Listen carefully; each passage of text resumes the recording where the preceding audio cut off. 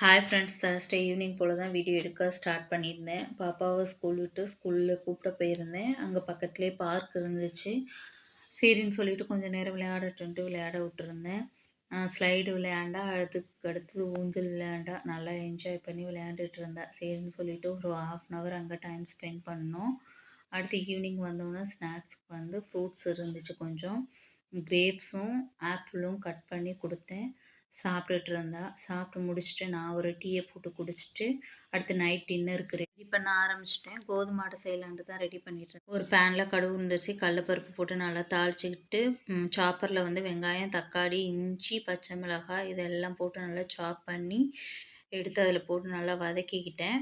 வதக்கிட்டு மாவு கப் கோதுமை மாவு, 2 ஸ்பூன் ரவை, 2 ஸ்பூன் பச்சரிசி மாவு, கொஞ்சமா உப்பு, வதக்குன வெங்காயம், பொடியா நறுக்குன தேங்காய போட்டு அடை தோசை ஊத்திட்டேன். சூப்பரா இருந்துச்சு. நீங்களும் ட்ரை பண்ணி பார்த்துட்டு எப்படி இருந்துச்சுன்னு